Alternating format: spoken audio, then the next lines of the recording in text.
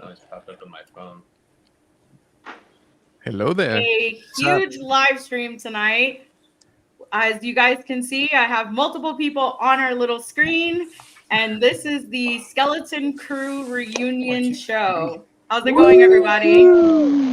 Welcome. Going well. Going well. Fantastic. Man, Everyone have a we are nice Thanksgiving. What did Yeah, you do how's- last night? how's everybody's Thanksgiving? Hopefully you guys had Delicious. some great time, great food, Still great full. company. Still full. The apple pie keeps on giving. There you go. Well, as you guys can see, I am joined by Jose from General Kenobi's bunker. We Hello have Captain Vane himself, Marty Matulis. We have Gordon Tarpley. We have Mike and Rob Cena. Tate Fletcher himself with that magnificent beard. Yeah, putting We us have to the- shame. We have the almighty Kona herself, Miss Cisa Yes. Gray. We had Dominic Burgess. We have Jacob and Tamara. Hey. Woohoo! Again, guys, I'm so appreciative that you guys decided to get on. It means the world. And like I said before we got on this live stream, I did an interview with Rob, and we were talking about how Skeleton Crew deserves their own second season. And I was telling him that it would be cool to have like a reunion show with all the cast members. And him jokingly was like, "You should do it." And I was like, okay. So I started messaging people around, and everybody started to say yes. And then it just manifested into this as we're doing tonight. Which, by the Yes. way, on the date of the 1-year anniversary of the show Skeleton Crew. So come on. I mean, Nuts. we gotta Well give it done up for here. that. Thank you. Gotta love it. Crazy. Yeah, so Good congrats strategy. Very to good strategy. all of y'all for being involved, of course, and thank you for what you did. It was a super enjoyable show. We'll gush over it all throughout the stream, by the way. Just fair warning. But yes, so it just worked out perfect, right, for the date. Perfect. Yeah, it's funny. When I was actually in Nashville when we were all messaging each other and like trying to figure out dates to do this. And like I said before, I looked at the second week of December and I was like, work is gonna be crazy. The third week, I was like, no, my clinic is gonna be full. And then I was like, I'll just do the first week of December. And then last week, I got the notification from like Facebook memories of actually messaging Marty, like trying to harass him, asking him if he was Captain Vane, and he wouldn't tell me anything. And then He's so they start, sneaky. they start releasing like little trailer tidbits. And I was like, Marty, you're Vane. I was like, I knew it. I was like, I know those freaking eyes. That's all I had to work with. That was But a no, lot of like- face on that face. Yeah, that show was, like I said, guys, that show was amazing. It meant so much to me. And like the original first time Jose and I got to actually interview Marty when the show first aired, I think it was like 2 days after it aired. And we were just talking about how the show reminded us so much about the Goonies. I had this conversation with Cisa and Rob about it. It was like a mixture of like the Goonies, the movie Hook, and it just brought me back to being a kid again and like playing with my friends and exploring outside and just having a great time. So true. So true. Yeah, agree. I think it was an accumulation of those feelings that those shows brought that was incorporated in Skeleton Crew. When Yeah. you're shooting it, you only get to see what you get to see. So watching it for the first time as a fan, I lost it when the kid chucked their bike over the thing. I've chucked my bike over so many So many things. Like, that was dead on. Childhood, 100% accurate. Yeah. Nice. Get over that fence. You gotta do it. So yeah, maybe that can be our first question. Do you guys? I mean, did you even have the opportunity? I know y'all are pretty busy, but a year ago, did you guys have the opportunity to actually watch the show as it was coming out? Were you there? Like for? I mean, obviously you were for the premiere event, but I'm saying like once it became available to everybody, were you guys able to watch it then? Just like the rest of us. A few of us jumped the fence at Disneyland to get into the premiere. Yeah, it's beautiful.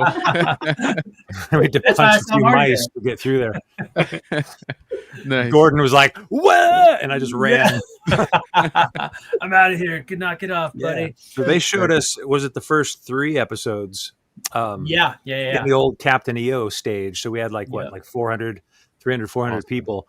Yeah. So to get live reaction of the people who made the show while it was airing for the first time was a great introduction to the beautiful show that it turned out to be. And it's like Marty said, it's when for a lot of us, you know what you're doing on the day. You kind of have a general idea of what's happening around your scene. And then outside of that, you don't know. So it's like all this stuff, I had no idea what's going to happen. You can probably put things together when you're on set enough. You're like, oh, okay, this guy's here and he's here and I see this thing happening. But you have no idea. So it's just like as fresh of a show for me as it was for, if I never was worked on it. So Nice. it was still real fun. That is the fun game on the day, trying to stitch it all together and figure something out. What is happening? Who's that guy? What? Yeah. How's that work? I got It's a all out couple of of sneak order. peeks when I ran into Dominic when we went to do ADR recording. So there was a couple of components where they wanted the voice replaced from what was captured on the day on set. So I was able to see a couple of scenes, and I could see a group shot of all the pirates, and then there was a couple of little things I did. But it wasn't much, but it was just enough to like really reignite my excitement about the project. Mm-hmm. Yeah. That's awesome. It's tricky because you want it to be good. It feels like it's going to be good when you're there, but you're only seeing such a small amount. You're like, I hope they do it, they edit it right or something, So you never know. You never know what's going to happen in those episodes. And for my understanding, because I've had the pleasure of interviewing most of you guys, when you guys, I guess, auditioned and got on set, they gave you guys vague information. You guys really didn't know much of like who your characters were. I know some of you guys had like nicknames for some of your characters, but it wasn't like, hey, this is who you are. Yeah. A lot of code words, trying to throw fans off the track. Like they try all kinds of trickery to keep things quiet. The whole casting thing was like that. Like the code name was Grammar Rodeo. I hope they hear. They can hear us. We can't hear them. We can't. What are you doing, Mike? What are you doing, Mike? Uh-oh. Oh, that's We can't hear you. Cinema, what's going on? But we So- can hear you. Yeah. You guys are on, Mike. And Yeah. we're doing it. It's happening now. It's live. I have no idea. Yeah, it was like I'm Grammar texting Rodeo him was right now going, we all hear you, but he's saying he can't hear us. I can only hear you. Uh-oh. Oh. Oh. Oh, it's selective. I see how it is. That's fine. Well, now that this is falling apart, hey Tate, what's your dog's name? We're trying to fix our Okay. technical difficulties. Oh, Boogie. what's her name? Shaba. Shaba. We could hear Aw. Jacob Cute. and we could hear Oh, Can buddy. you hear me? I don't know what else. I can hear you. I can hear all of you Good guys. pup. Yeah, I can hear. all I of can hear you. everyone. Nice. Yeah. That's a good Was- puppy right there.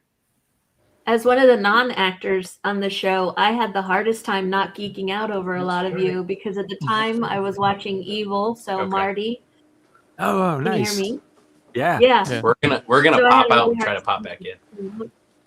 And then Dom, Santa Clarita Diet. Yeah. Fan of that. So I was having a real hard time just being quiet and not staring at you guys all the time. Nerding out over your acting skills. And you probably never saw her real faces. Yeah, that's right. That's right. I don't You think did. you did. I would catch little glimpses here and there, but I remember you, Marty, Tam sees everything. from other seasons. Yeah. And then Cisa, boy, when you're around Cisa, you just feel like you've known her forever. And we'd never met Yeah. before and She's the never really best. seen each other since. We have the best time, sis. Yeah. I love Bonded over Cisa. Jude Law's chest here.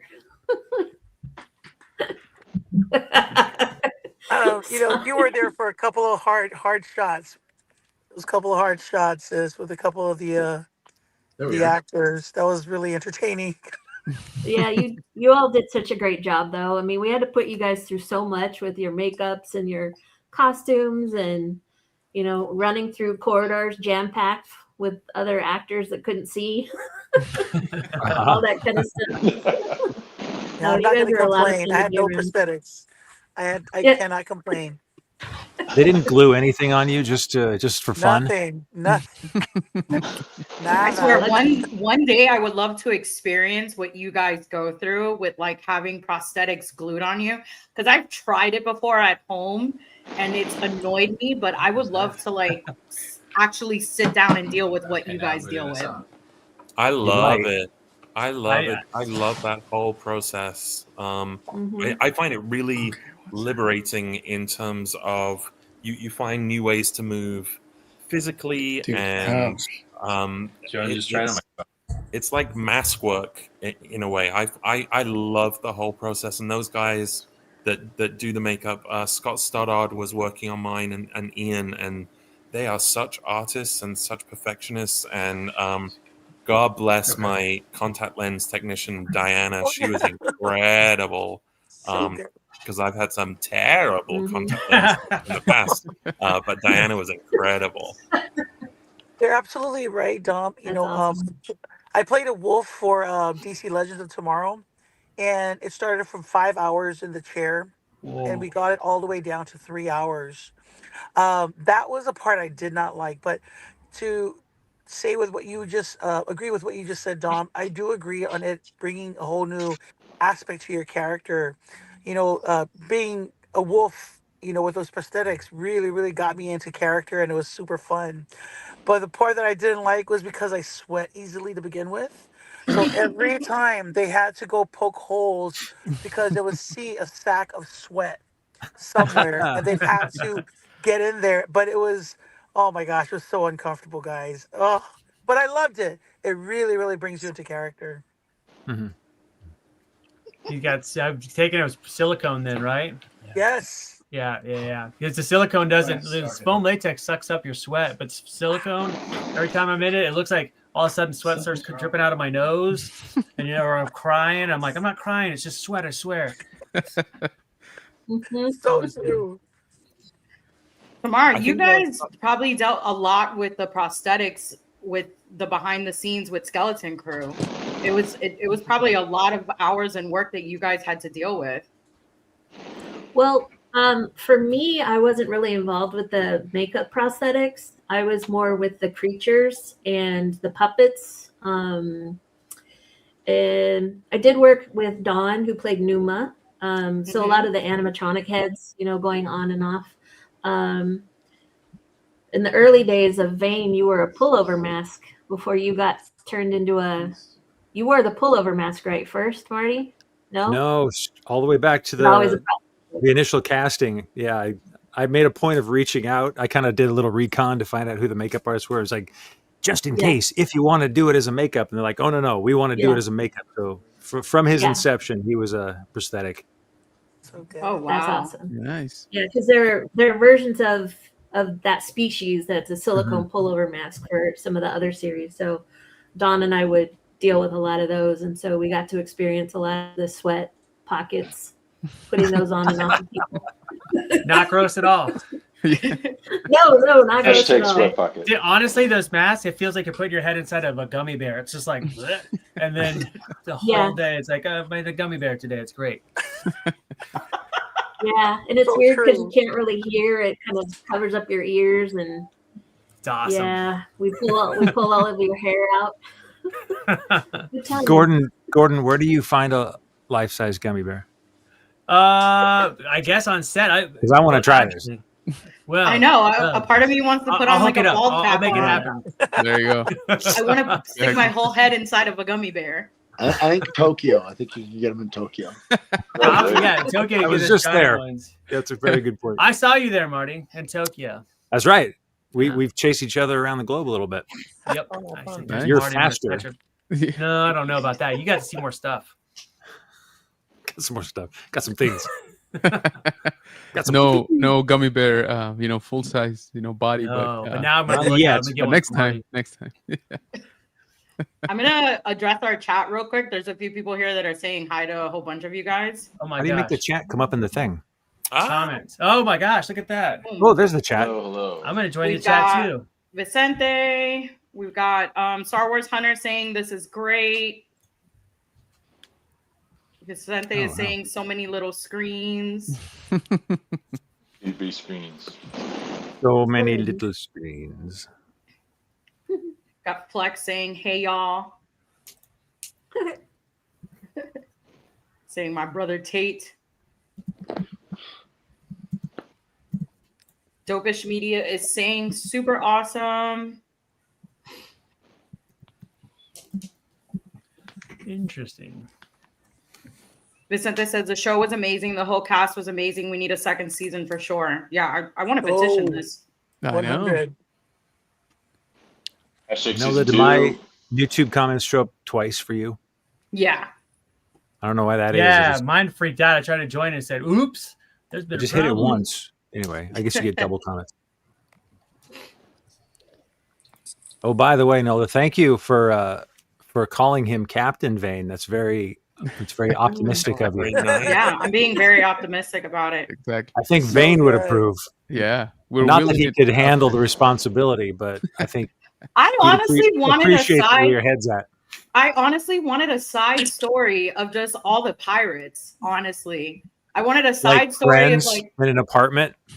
yeah, like Friends. They all have like their Friends Bowl cups. Yeah. Exactly. I think that's what's nice about the Star Wars universe, though, is I think even down the road, there's room for, whether it's in animation or in Agreed. video games or something. For it's such a huge, expansive, connected universe that people can just pop Agreed. in and out and appear anywhere. Yeah. I'd love to see some of the pirate backstory. Yeah, how even they- if they did like together. I love how Star Wars has been doing a lot of like Tales of the Sith, Tales of the Jedi. Even if they stick to it like as animation, I would love to see like Tales of the Pirates and like just get backstories of how, the pirate crew's getting together, or just different side stories of all different characters. That'd be awesome. Yeah, I think pirates are a fun theme within the space element, and I think that there's a lot of references to like crime syndicates and gangster type themes that I think pirates flow in well with any of those Star Wars stories. Or like how they make their coffee in the morning before they go be piratey. Yeah. Exactly. The line at the bathroom to brush their pirate teeth. The days swinging in the hammocks. Tamara, Star Wars Hunter says, how many characters did you work on during the season? Oof, that's a hard one to let's see. So first I was on the Neil team, doing the different iterations of trying to get his character worked out, and then unfortunately I got COVID right as we were going to establish the character on set, so my spot got given to somebody else, which at first I was bummed about, but then it turned out to be really good because I got to make a whole bunch more creatures and be a part of those. So I was part of Neil and his doubles. And then Fuzzball was the next thing I got to make, which was super fun. Nice. Yeah, Fuzzball. Yeah, Fuzzball. And then I got to work on Numa, who Dawn played. I got to puppeteer those ones as well. And then I made her kids, the little trio, the twins and the little toddler guy. The dinghy driver, the little crazy puppets that were eating noodles and stuff. Those were peppered around a lot more. But you really kind of only saw the dinghy driver guy. Let's see. And then Brutus. Did you do that? Brutus. Did you do the 88 droid too that was getting tattooed? Did you do the tattoo droid? No. So I'm more. So when I do the work at Legacy, I'm more of like a soft goods person. They have a whole team that does the droids and the robots and things like that. Sometimes I get to puppeteer them, which is fun. That's why I was wondering if you puppeteered. I remember when I met you on set, you were puppeteer. I think it was the little fuzzy one in the cage that was you're talking about a minute ago. Fuzzball? Yeah, Fuzzball. Yeah. Yeah, we were throwing What a other lot characters? What other characters did you play in the series? Not just Skeleton Crew. Well, the only one. So I built and puppeteered a lot of. I've been really lucky to have the opportunities to do these things. The character that I got to play was Max Rebo in Book of Boba Fett. That was fun. Nice. And then he just did a weird appearance on Dancing with the Stars, so that was super crazy. Having to run out on live TV and Don shoving my head on and trying to play the drums completely blind, and yeah, it was crazy, but Awesome. that was fun. Yeah, my bingo card really got upped because I get to say, as a woman of a certain age, I performed on Dancing with the Stars. I love it. Who does that? Tamara Yeah. does. And blindly. Yeah. Blindly with anxiety. So, but it was but yeah, I would have freaked out. it was just so insane. My boss came up to me and he's like, I just got a weird text. They want Max Rebo on Dancing with the Stars. You want to do it? And I said, yeah, sure. That was like a Thursday. And then it was supposed to be the next Tuesday. So I didn't have time to get nervous or anything. It was like, just show up with our cart full of a creature. And What song did they play behind there? it was for the Cantina band. Yeah, It was for Disney night for Star Wars. And then Hilaria Baldwin did the Cantina dance. And Max couldn't save her. She got eliminated. So, Oh, Damn. we tried. We tried. So is Didn't Max have to Rebo go just for it. in a cart ready to go then? Because that's a short turnaround. Yeah, well, he's just he's his blobbiness and his head and his hands and me. So, and then Dawn, my coworker, she usually takes care of me, and we just check it out there and did our 1 minute 30 or whatever it was, and then ran back off. So, That's amazing. yeah. That sounds Hey, like yeah. such a fun process. with the puppets. Agree. With the puppets and the specialty costumes, you have this ability to kind of refresh them and reuse them every day, whereas the makeups have to be reapplied every single day. Yeah. And they kind of go in the garbage at the end of the day. Most of them get kind of destroyed in the process of making the filming. So that can be advantageous sometimes to have characters that are like masks where they can come back. Or you can say, hey, guess what? We want one on Dancing with the Stars or something like that. Yeah. They can live again another day, just like that. So true. This thing is so weird. We've got Gunplay No Type. She said, shout out to Tate for making it to Ocala Comic Con after dealing with a ton of crazy airline.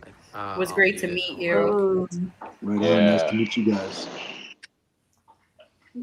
Yeah, you guys were dealing with a lot of flight issues. Like I went to Ocala Comic Con, and I know a whole bunch of you guys were having issues like getting to Florida. was this during the shutdown thing?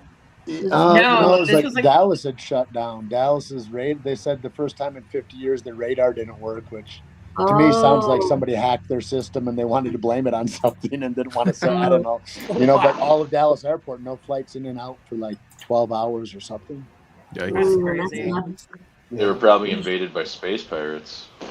It could be. We'll never know. Those files are probably locked. We've got Dopish Media said the kid stuff was great and wonder how kids thought in the galaxy was good stuff.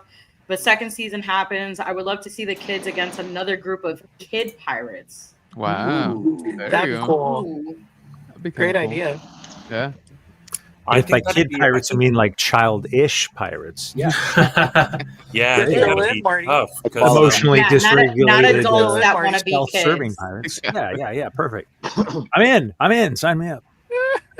I think that'd be tough. Kid pirate or kid pirates with prosthetics would be tough because we're in the makeup chair for 4 or 5 hours, That and part. kids can only work for so many number of hours Yes. before for 1 hour. Out. So annoying. So they'd be in the makeup chair for 5 hours and then be like, "You got 2 hours of work, and then you got to go to school, and then get out." Is it because they're minors and they have to go to school? That's why they're limited on hours. Yes. Yeah. Yeah, there's sucks. laws about how long you can have children working. And they had double Kids, kids on lucky Skeleton Crew, kids. photo doubles that were for like over the shoulder stuff, and they'd shoot all these shots after the kids would leave. There'd be all these shots done in the afternoon, and there'd be like, was it Molly? Was it Molly? And who was the other? There was like a couple. A couple of the kids looked. They were adults, but they looked so much like the kids that they could get them in long shots and stuff to cheat it. There was like Neil had a double. Who was Yeah, it's Casey. Yeah, and Casey so and Juliana. we were shooting. The first time I realized it, we'd been shooting all day, and then there's the kids. I've been seeing them all day, and then I was like, there's this part where they had to go by me, and I was like, those aren't the kids. There's like some other strangers in their clothes hanging out over here. And I was like, oh yeah, the kids had to go home because they can only work so long, and there were some of those days were like real long. And yep, it is shoot the long shots with these strangers. Yeah, right. Yeah, animals and children have tighter turnaround times. You're only allowed to work them so many hours in a day, so they'll work around that however they can, and they get really creative about things with doubles or different angles or shooting the group scenes, and then like, okay, they'll cut half the cast and come back for lunch, and now you're shooting close-ups of the same scene that you just shot. So it's always strategic to work around those limitations. Oh wow. Dom, Star Wars Hunter said, Dom, Beef was a cool character on the show. What was your reaction when you heard your character's name? I think I was there. Yeah. Perfect. Actually, Scott and Ian, they made tattoos. So I don't know what the language was, but I had beef written down the side of my arm in tattoo with my scars. So that was a nice. They put so much little details in everything they do. But yeah, just so much fun. I mean, there's so much in a character's name. Beef. Big shrouded beef. There you go. I always wonder how they sit there and like think of like character names. Like, are they just like getting the letters from Scrabble and just throwing it on the table and seeing like what goes? I was doing something similar to it because when I first got there, I was like, Kona, why Kona? Why? So I told them, I said, hey guys, I'm Samoan. Do you want to pick a Samoan name? But they were stuck with Kona for some reason. I'm like, okay, Kona it is. But yeah, I wondered where they came about with all the names.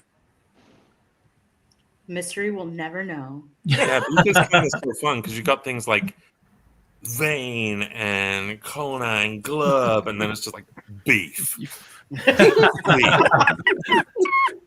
But what fun names for a kid's show. Yeah. Yeah. Oh, yeah, for sure. True. Beef. Beef. I love that.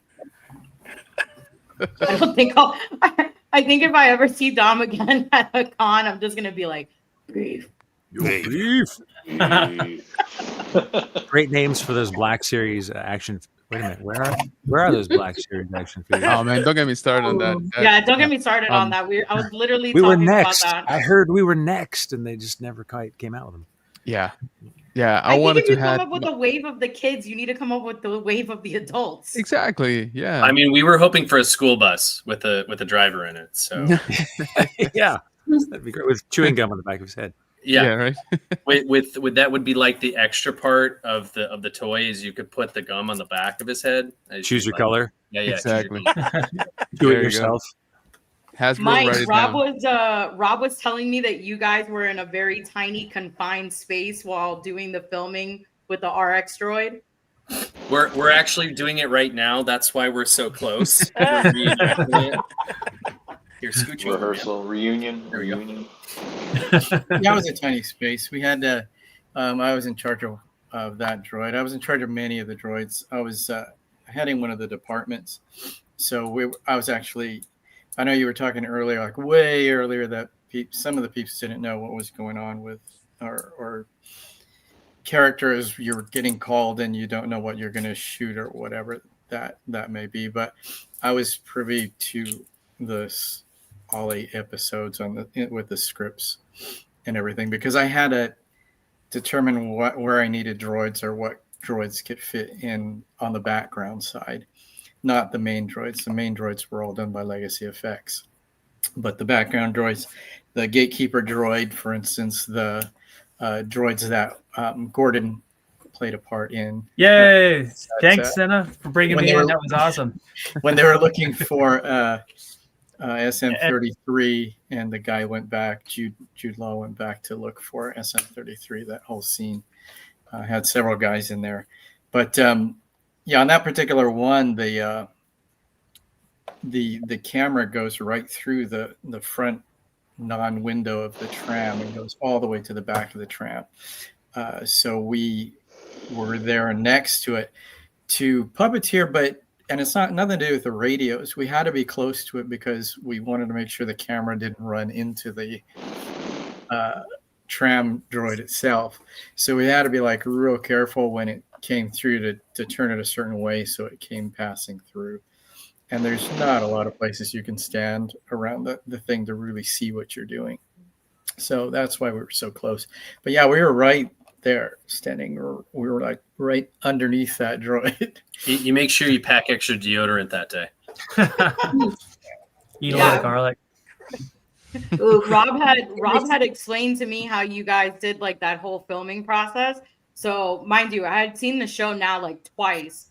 I rewatched that same episode again after my interview with Rob, and just seeing how like the camera angle came from like the front of the school bus, caught the RX droid, went across the school bus. You get to see all the different kids having all these different little arguments or fight scenes with each other, and then it leads to women kneel, and then it just like goes back to being in its same position. Was just, hearing it from you guys' perspective and then being the viewer and watching it, I got to enjoy it even more. Yeah, they're fun scenes when you watch them. First of all, you're hoping that they made the cut, and then as you're watching them, you're scrutinizing like or looking at it from the camera perspective, which is something you typically don't get to see, right? But it's a lot of fun. It's a lot of fun. Hey, that just made me think of something. I don't know if this would run afoul of any NDAs, but maybe we can obliquely answer it. But did anyone get anything cut that they were hoping to have seen, that they remember doing? Kona? A speech or something? Perhaps? Yeah. I was so sad because I had like a little monologue, and I poured my heart into it. And it was great. Bryce was able to allow me to just, at that last point, give it to me to do it on my own. And, it was just so powerful for me in that moment. And then I was like, bruh, I went to the trash. I was so sad. It was a good speech. I remember that day. It was a great one. I loved it. I was looking forward to that one. But it's got to go with what, works for the final cut. And it came out great still. I had a Legacy little Effects. sequence cut, I think in the episode 10, when the pirates go down to the residential area, and Beef had a sequence breaking into Neil's house, and there was a whole thing where Beef was going to find Neil's family, and then Neil's dad bursts out of a closet, and we were talking about it, I think, at Rebel ScumCon, because right. I guess Estes was in that sequence as well, and they did a whole Ratchet stunt with him where he got thrown up into the ceiling by Neil's dad. And we didn't realize it at the time because, everyone's in prosthetics, and I was like, oh my gosh, I was there on that day. You were there on that day? I was there on that day. And like 3 people realizing that they were all there at the same time, but not realizing because everyone's in prosthetics and makeup. But I was sad to see that little sequence go too. I was sad to see that go as well. I was sad. Yeah, we shoot a lot of stuff, and then when you watch it, you're like, hey, wait a minute, I remember this happening a different way.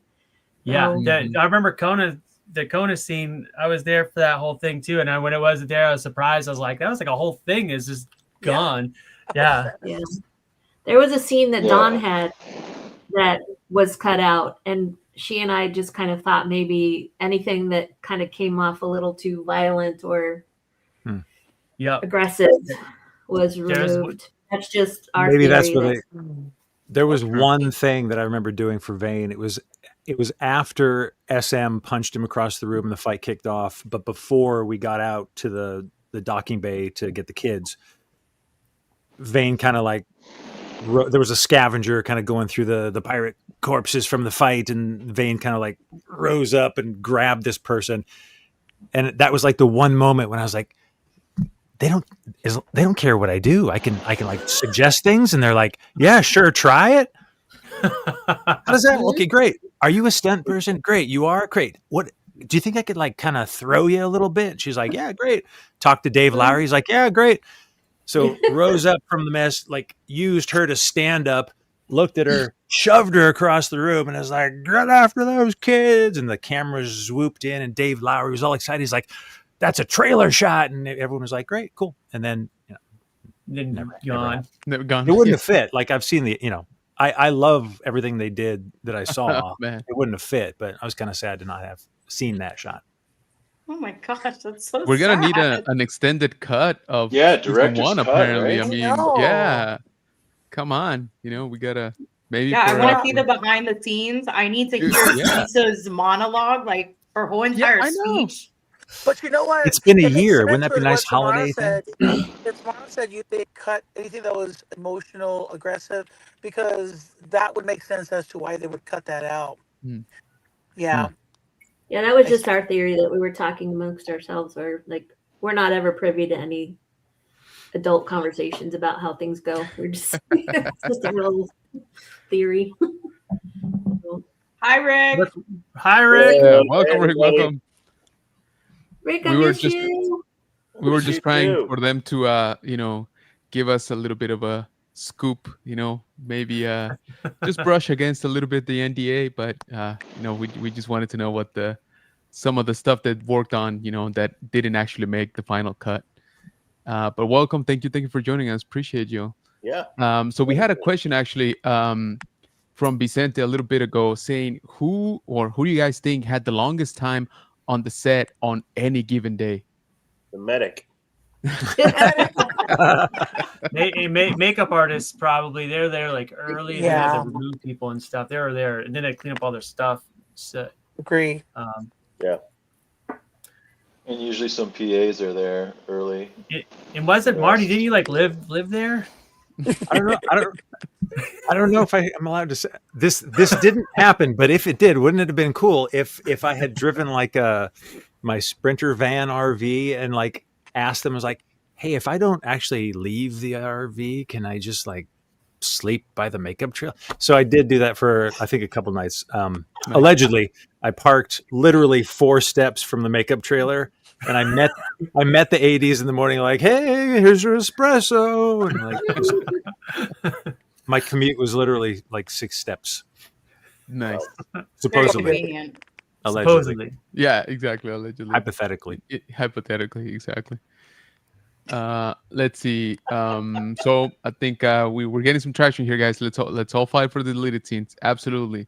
So we're gonna need a couple of petitions here. One, first and foremost, season 2 gotta happen, and then we'll tack on, for the extended cut of season 1. And action That'd be great. figures. Yeah, An yeah, action yeah. figure. Yeah, Series, starting Black with action Series. figures. Even So if they don't do Black Series, I would love to see TVCs. dude, yeah, I mean, just come on, something. I was so sad that to see some awesome people at Rebels Comic-Con, for example, and I had no toys to correspond with a lot of the characters. And of course, we still got awesome picture sign or other items, but as you can see, I'm more into the toys. So I was a little bit disappointed, and here we are again a year after the release of season 1, and come on, Hasbro, just give us some plastic here. Like that's all we want. We got the Legos. Yeah, true, Yeah. true, very They true. should make a full size SM33 Lego kit. Oh, Yeah. yes. Brilliant. Yeah. You know. That would be so That dope. would be perfect. For that And design. he wasn't in the Lego spaceship kit with everybody else. Everybody was there except him. True. Yep. No minifig. I missed that one. Not cool. I had to go out and find a bootleg Lego Yeah. SM33 and print it. Nice. Yeah. You did yeah. a good Black Series SM33 that I was like, man, I'm going to buy this. And I'm trying not to buy toys because I've got too much crap. And so I think I'm going to get that one. It's really cool. Yeah. Yeah. They did a good job on that one. It's technically it's a deluxe. Yeah. Oh, there you go. Oh, I did Yeah. take a Oh. bootleg of my character. Hey, what? That's awesome. Wow. Jake, Wow. was that you? Yeah, immortalized in plastic. Oh, nice. Yeah, man. Very nice. That's Yeah, awesome. so good. We definitely need. Yeah, we need many figures. Cameron, do you have one of you for Max Rebo? Huh? Say that Do you have again? a Max Rebo for you? Yeah, I got a little minifig, and then somebody just made the Boba Fett version of Max and put it on the internet. So Nice. I don't have that one yet. I have some weird version of him. I've got a Neil somewhere. Kona, I mean, Sisa got a Kona Tops card, Ooh, Yeah. nice. That's cool. which, by the Have you way, had the Sisa, Sino I yet? have 20 of them coming to you. Whoa. So Sisa a while back had made like this funny reel on Instagram talking about that she didn't receive any payments from Tops from making a Kona card, and that she's just gonna continue her bread and butter. So she said that she's been trying to like open up some of the boxes and like try to find the Kona card, and she hasn't had any luck. So when we were doing our interview, I said to her, I'm like, I have a few friends who are in the card community. Give me a moment, let me post something on Instagram. And like instantly, as soon as I posted it on my story, within like 5 minutes, I had a whole bunch of people messaging me, dude, I have multiples of those cards. What is your address? I'll send them to you. So I That's awesome. screenshotted all those conversations to Sisa. And I counted today. I have 20 of them, so I'm gonna send them Wow. all to Sisa. Nice. You are the queen. You are the queen. It was funny as all hell. I was like, how did you not have your own card? I'm like, you need your own card. Yeah, you would think it'd be nice, right? If they get sent, No. a copy at least. But We I get agree. nothing. Nada. Nothing. Nothing but memories and there you go, and a few bruises here and there. I'm assuming. Memories and deleted scenes. oh, there were bruises. Yeah. So speaking of, Flight of Fate says, yeah, hope Vane survived. Would like to see him again. I didn't see a body. Yeah, I was gonna say Yeah, we didn't see a body. I'm pretty confident we're gonna see Vane in maybe more of a captain capacity, in the near future. I like your rooting for thinking. that. We're I like rooting where your for that. head's at. Exactly. We're gonna wheel it out there. I think he's got potential. Well, it's If Star nothing Wars. else, Anybody he couldn't can do much die. worse. Exactly.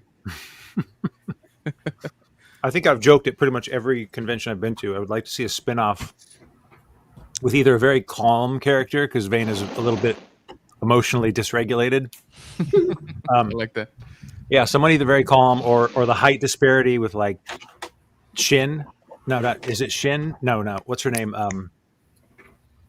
From Ahsoka, the short character with the white hair. What's her Yeah. name? Yeah, Body. Shin Yeah, Hadi Shin. Yeah. Body. with Balin That'd be a Skull. hilarious matchup. Like she's angry, he's angry. They're like this.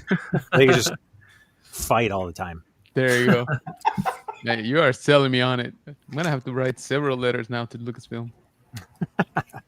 So many pitch ideas. Let's go. Exactly. Yeah, see, even people are saying Honda. Oh, well, Marty, you said it. Honda. Hey, Marty Majula says, Yeah. Hondo. Yeah. Wouldn't that be cool? Yeah, someone's saying some like a Technically, matchup or a shootout with him and with Vane and Hondo. Oh, there you go. Well, technically, they Vane can was kind starting of do to- it with Ahsoka. Were they what? I said technically they can kind of do that with the Ahsoka series with season 2. So hope they Ahsoka do. and Sabine are stuck in, they're stuck while everybody else is elsewhere. They can somehow Hondo can, I guess, MacGyver somehow to the planet that they're at and try to He's save such them, a and good maybe character. I hope Yeah. they do bring him to live action, and hope Jim does the That'd be voice. cool. the prosthetics will be wild. Yeah, absolutely. Hey, Rob, I wanted to ask you because you mentioned that you were actually, privy to a lot more stuff, for in terms of how many episodes and the contents of it. But how did No, I you? think you need Mike. I think you mean Mike. Yeah, sorry, Mike. I'm How? just really puppeteer. Yeah.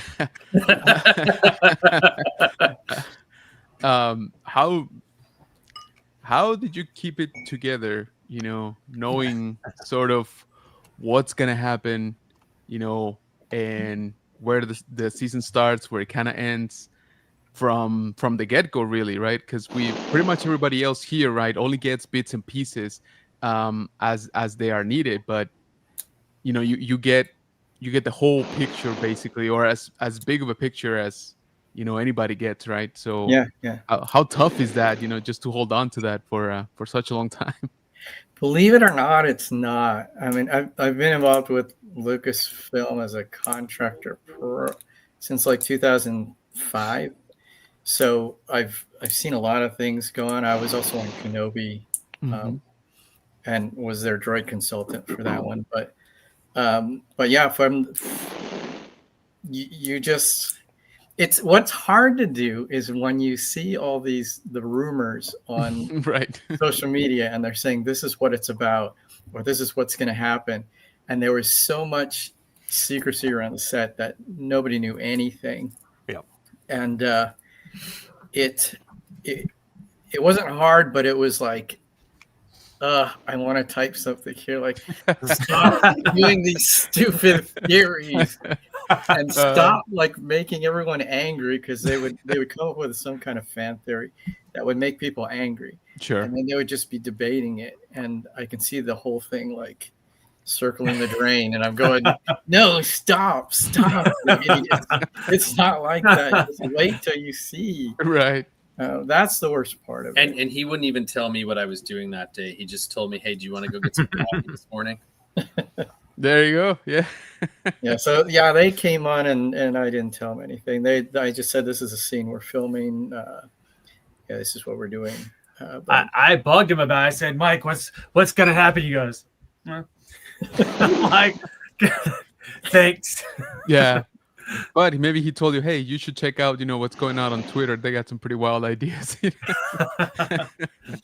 So there were some also major scenes they cut out. There was and they actually filmed them. There was it was Bryce Dallas Howard's episodes, one of her episodes, where they're in the trash area, and just before they reclaim their ship, they went through the big scow, the tow spaceship or whatever it was that was towing their ship. They spun around, they fell off, and then they found their ship almost being eaten by another dismantler. So right before they're supposed to, they start running towards a dismantler, but right there's small little dismantlers, which were barrel-sized robots that had kind of chicken legs, and they had welders as weapons, and the kids went along there and did battles with them before they got into their ship. So it was all filmed, and I had built all these things that were going to be CGI'd over. So they were actually just those big Gatorade containers with foam wrapped around them, and then I have one. Blue fabric on it. Oh yeah, of course. And I was like, at the end of filming, I was stuck with like 6 of those things. I'm like, I don't know what I'm going to do with this. Who wants tried them? pawning them off on us, and some of us were like, I don't want to. And I was like, what am I going to do with it? Everybody involved, I tried to give one to, and they're like, yeah, whatever. So I ended up like throwing away the blue stuff, putting them out in the front yard, going, does anybody want these fully functional Gatorade things with foam on them? Oh my Lord. And people took them, and they have no idea. I was gonna say they have no clue what the pedigree of those things is now, Yeah. So, but again, the scene was cut. That was a little disappointing to see, because, it's that scene took a lot of work. I think from For sure. from everyone, from the set deck guys to the prop Prop masters. no what's Talia doing? Stunts. Stunts, yeah, stunts especially. They were huge in that scene, and it was gone. But you never know why. Yeah, yeah, absolutely. But yeah, I guess it takes practice, like you said, and now you're more used to not leaking anything, regardless of how crazy or disputed our fan theories become. Yeah, and so what's fantastic about this filmmaking process, though, is they don't do they'll do the storyboards, but this is early on before anybody's involved, right? And since there's different directors for each episode, they want it to look like it's the same style, right, through the whole thing. So what they'll do is, by the time they get to having the production people and the crew start viewing this stuff and putting things in when they can, they want your opinions, of course, but it's basically a 3D cartoon that's almost ready to be a 3D cartoon. That it honestly looks like that.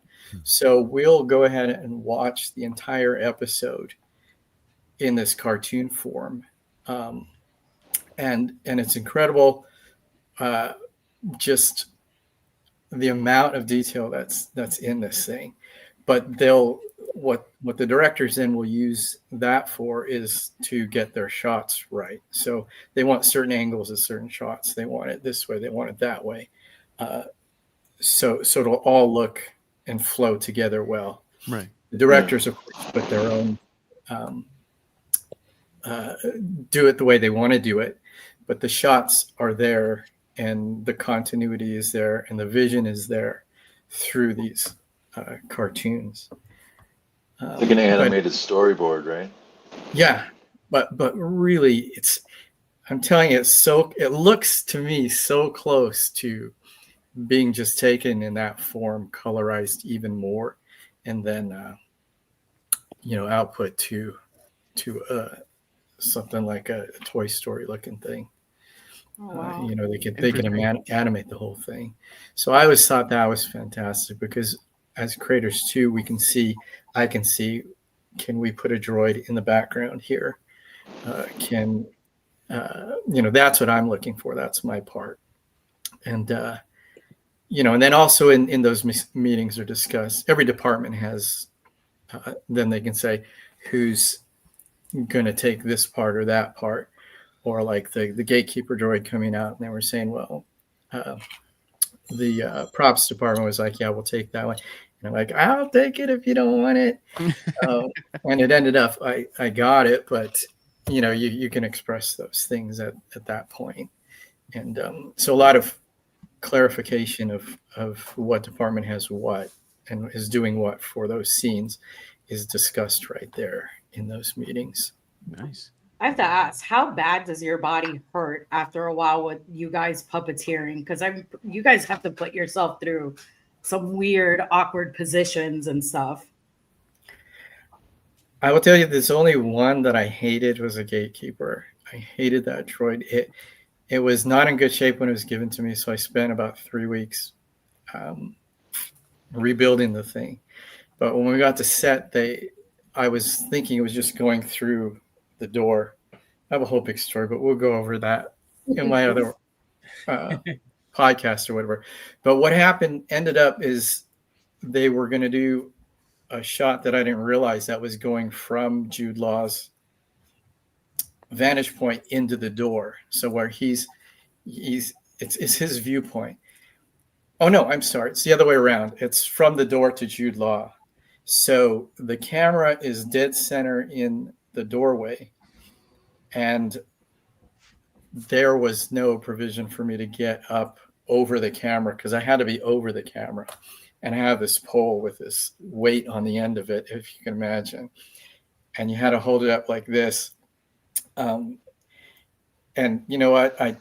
I would challenge anybody to hold a pole like this for maybe the whole morning till the Boom the operator lunchtime guys. or whatever, right?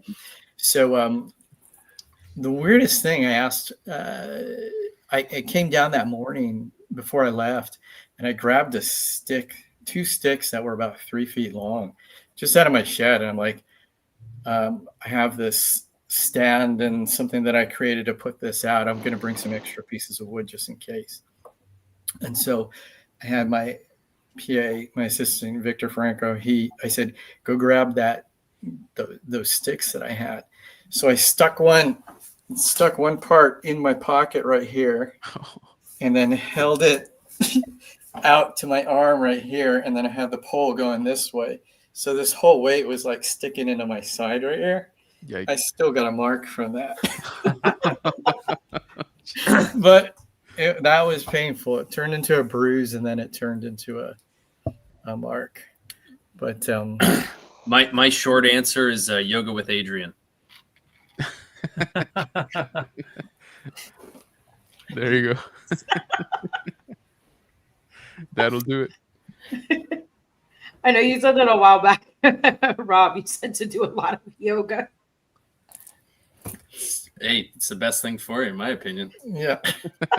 Like you said, 20 holding hands up in the air for 20 plus minutes. I mean, even flip-flopping that and doing a full body puppet, or flip-flopping and doing a marionette puppet. It's not a robot. I mean, 30 minutes in the air. Yeah. Like Gordon knows. Yeah. You're doing the same thing, brother. Yeah. Yes. Like 30 minutes like this is just kind of it's not necessarily enormousy to everybody, but like you said, if you could do it, that's, it kind of becomes Oh, go ahead. I'm sorry. No. You got it. Oh no, I was gonna say, like, it's crazy too with just a small amount of weight, like as heavy as this, but you're doing it for a long time. It's just a little bit of a weird angle, and you're just like, oh my god. And then it turns into an elephant. Yeah, and you don't make a peep about it because you don't want anybody to think you're a little bitch. Yeah. But then it's like, but it's true. Yeah, you're sitting there wincing, going, oh, but wait, inside I'm crying, like, oh my god. Yeah. Shaking, like keep it still. Yeah, there you go, Rick. Yeah, Rick's got to know about that stuff. Right? My thumbs hurt really bad on that show because there was a white radio right here. I go get a coffee, come back. Only puppeteers know if you're another puppeteer. If you go, hey, how you doing, man? Oh, my thumbs hurt today. You only get it. Yeah, you only get it. So bad. Yeah. Good. So Go ahead. note to self, like, don't become a puppeteer because your thumbs are gonna be on the Oh, radio. we don't need insurance on our face. We have insurance on our thumbs. Yeah, if you're going to be a puppeteer, be on the radio. Yeah. But the real pain were the people in the suits. Casey was in Neil, so we would attend to her all the time. Every time between takes, we got fans we could turn on remotely, a little light to cue her for things. But we would come in there and take the little grating off her nose so she could get a little bit of fresh air. And we have one of our people come up and put a fan up in there. But so we were feeling her pain. But she was doing some of the stunts that she shouldn't have been doing with a hero head on. So, shouldn't have been doing them because the hero head might get broken. yes, and it did at one point. At the end of the day, it did catch. The stunts be damned. You don't want to break the animatronic. Yeah, exactly. So. Bye, Dom. Dom says he has to go, guys, so he's saying goodbye. Thank you, Dom. Thank you so much for joining us. Thank you. This has been delightful. And just, there are people that I don't think I had a chance to meet on set, like Mike and Rob and Rick and all your work and your artistry is so incredible and such expensive. Hey, you better expect somebody saying, hey, beef. Pretty soon. Yeah. Hey, Beef. What's up, man? Hey, Dom, were you there in that first scene, that bizarre scene with everybody? Yeah. I remember seeing you, and you scared me. Oh, good. Good. Ran away from that one. My work here is done. I think we talked at one point, but that was so long ago. And yeah, gosh. Yeah. Well, have a wonderful rest of the chat, guys. This has been a treat. Bye, Dom. Thank you so much. See you.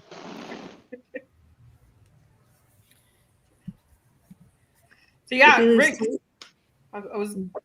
you were getting ready to continue talking about like I guess with like the puppeteering and stuff, and you said like the first episode Dom had scared you. Yeah, there was, it was an incredible scene. That was my favorite episode of the whole show. But just walking into that scene, where there were so many extras, so many background people, so many principals, it was just chaos. And it was like the first day we were shooting, Tamara, maybe, or Yeah. it was like the first couple days we were there. And I remember we had some problems with Neil's electronics, and so we were running around trying to fix that and rig another one of the puppets by like the chef, the one with the 6 eyes. It was complete chaos running through the crowds and seeing everybody. But it was incredible. It was Great really scene. The PAs kept losing me because I wouldn't leave. I would just go hide. I'd go That find was a an easy crate. set to hide in. What's that? I said that was an easy set to hide in. It was so Oh, yeah. full of so many rich things. It was really cool. Amazing. You could have just stood back there, Tamara, and been on camera. They wouldn't even know. Like, this is some blonde hair back there. Those two pirates, I mean, I makes wouldn't have sense. been So- able to like kept my cool while being on set. I probably would have done the same thing, like hidden in like different corners or like trying it's to nuts. like, yeah. As a production, they try to hold to like production historical standards, and like when the actor is complete with his work, the actor is then led off to the stage to the actor's holding room where he will do whatever he does. A Star Wars show? Why would I want to go away from the volume with all of that amazing stuff and all those people? I never wanted to leave. I kept joking, not joking. I'm like, you could just set up a hammock out here and I'll literally just grab a sandwich and just be here all day. I'm wrapped. Great. I'll still be in my hammock, just hanging out. Like when That else? is one- And I say this now 3 years later, like when else would I ever get an opportunity to do something like that? That's so cool. I wanted to like absorb every single second of it. Same. That's very cool. That It was is on the one- volume. Oh, sorry. Go ahead. No, go ahead. You I was just going to Oh, say no. that is one fun thing as a puppeteer is you do have to be on set close to, have a line of sight of whatever you're doing. So there's a lot of times where we are tucked behind set pieces and actually in a scene, but just trying to keep our heads down and whatnot. So it'd be funny to, I watch it with my husband. I'll be like, oh, I'm hiding right behind that thing, or you can't see me, but I'm right. I'm in there. I think So- that's when I met you. That's what you were doing because I was in a scene. I think you were, like I said, I think you were doing the cages or something, and the kids come through, and then there's like the brothel or whatever's over on Yeah. one side, and the little cages there, and I had a thing where I had to go like cross, and I go to that brothel with somebody, and I was like, was in that area where I met you initially, and I was like, what are you making? What are you doing over here? And then doing this I'm little- hiding. Yeah. Yeah, I think that was the scene where the I can't remember her name, but she had to go up to the cage, and a lot of time Yeah. with our puppies, we'll have to hit eye lines. So a lot of the monitors have a delay that can't be avoided, and so when you have to hit an eye line with an actor, we try to have like a direct line of sight, or at least find something where it look like we're actually hitting the eye line with the actor. So we'll be tucked underneath things or behind things, and It's like trying to puppeteer on this little delay. Am I knowing? There you go. here's my chapstick. Lame.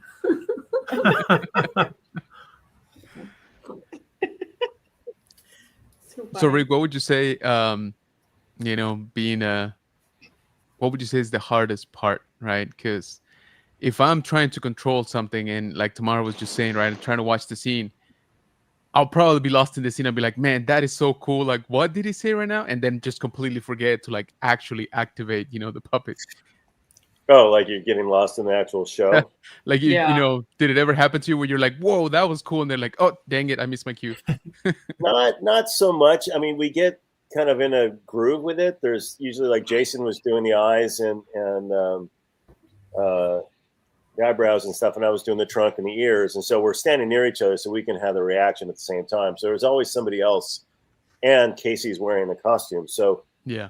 we're trying to coordinate, when the reaction is going to hit. So the eyes have to go big, the ears and the trunk move just like a reaction. You can't be out of sync. So there's always someone else there to kind of keep you on your toes. Right.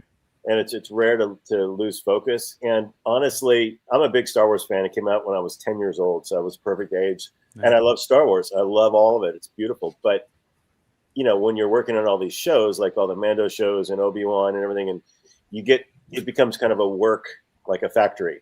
You're just cranking these things out, and it's just another day at work. And then some kid will come through on a tour, or someone will come in, and their jaws will drop, and they'll be like, "This is Star Wars," and you're thinking, "Oh my God, it's Star Wars!" And you just kind of come back to that 10-year-old self, go, "Wow!" and you get excited. And like you were saying, Marty, when you stay on set because you just want to see this stuff, it's really cool. To see the sets, to be on a spaceship or something that you grew up with, it's amazing to see it. But then it does kind of become background after a while, sadly. Sure. You get a little jaded and you're just like, oh, this is just where I work. I know all the fans out there like curse you, how can you ever, and now looking back, like it'd be fun to go back onto that, of course. But at the time, you have so much responsibility. You've got to make sure all the batteries are charged, the radios are working, there's no interference, you have line of sight, like Tamara says. That can be a problem sometimes. So you're hustling around, jumping over things, running across set, kind of crossing camera when they're ready to roll, and you're just trying to get to that one perfect spot so you can have an eye line and make sure it looks good. Yeah. And normally they'd be mad at you for doing that, but you get the shot, and everybody's my anxiety would be through the roof. That happens. Yeah, There were sometimes you times- have to hit a mark perfectly, and that's really tough sometimes. Yeah. Rick, were you running Grogu on Mandalorian? I was on the second team for Mando on Grogu. Yeah.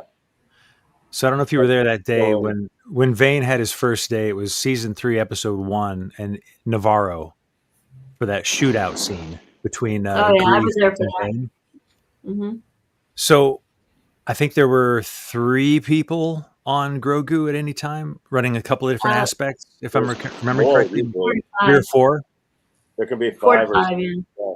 Well, then, for all y'all, I just want to thank you for the absolute gift. I was just sitting there. They finally turned around and they were going to shoot Grief, and they rolled out the pram, and I was sitting there with my makeup attendant, and I was like getting all giddy, and like my eyes were going wide. I'm like, it's him. And my guy's like, go talk to him. You're in the scene with him. Like, okay. So like all, with the boots, Vane is like 6'6", 6'7". I walk over and I was like giving him the technical inspection, like looking for seams and looking at the hair punch and all the, the cool bits. But everybody, they saw me, so they brought him up. If it was not you, whoever was on him, like brought him up. And like from then on for the next couple of minutes, I was talking to baby Grogu and you guys were warming up. So that was a treat that I wasn't expecting to be in close proximity. I was there on that shot. I mean, I was only there a few times doing Grogu. I had my other responsibilities. I built IG-12 and IG-11.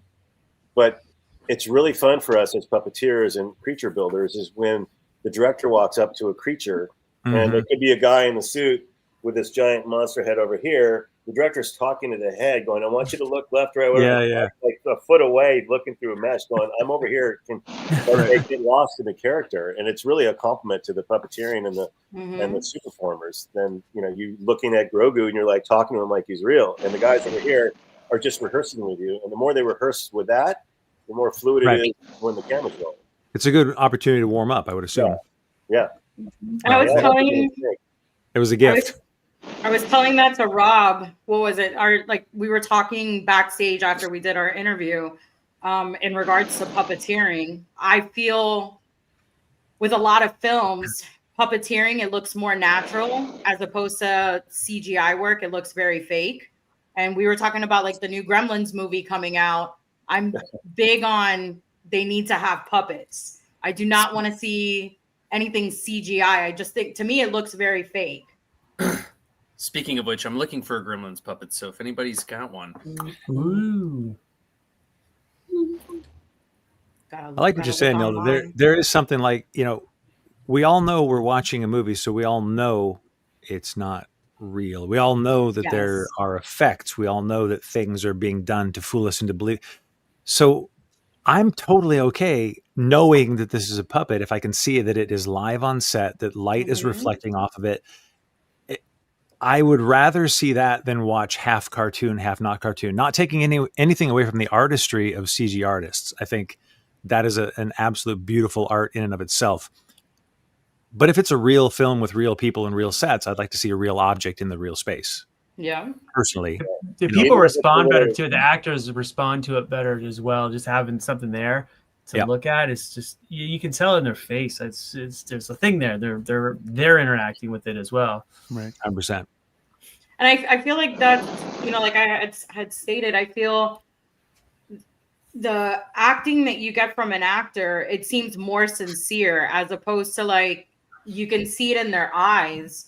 If they're talking to like a CGI or like a green screen, you can see it that they're just trying to look at what mark they have to look at. But when you're visually, having to work with a puppet, you can touch it, you can feel it, you can actually have some sort of, relationship with it. So I don't know. 100%. Would Henry Thomas's performance in E.T. been so affecting if he didn't have E.T.? Yeah. I think the suspension of disbelief, like you were referring to, is we know it's a movie. We know we're being shown a story. But to see a human actor like dealing with a cartoon, it's fake, and we know it, and maybe we just don't like it to our core. But if it's a puppet, even if it's not great, it's got a charm to it. That it's three-dimensional, it's real, and there's a performance there that's live, and they're interacting like Gordon says. The two of them are actually, the eye lines are straight. You're not looking through the puppet, Yeah, that's the eye line thing is like that's like a huge thing for me. If you're looking at a tennis ball, it's like doesn't have an eye line, and if you're like look at someone taking a selfie, and you can tell if they're looking at the camera or if they're looking at themselves in the screen because the eyes are just a hair off, but you can tell. And if you're watching somebody on screen and their eyes are just sort of like la la land, your brain picks it up. Yeah, you don't know you're seeing it, but something's wrong. Yeah, something's off, and you just feel it. I don't know who to give all the credit to on that one, but whether it's Jon Favreau or the guys, I think because they wanted this show to be so nostalgic, I'm sure that they were pushing pretty hard for as much physical effects work as they could get into it. And John Watts and Chris Ford obviously have a love of 80s films and John Hughes films and all the Spielberg stuff and Amblin. It just made it a richer show, and and I don't want to wax nostalgic just yet, but more people should watch this show because it's just a thing of beauty, and there's so much artistry and craftsmanship in this show that I don't think not nearly enough people, if they just would know it's out there and give it a shot. Everyone. But one thing I say that I really loved about your eye line is right into the camera, and it's right. You see how serious I am right now? Yeah. There you go.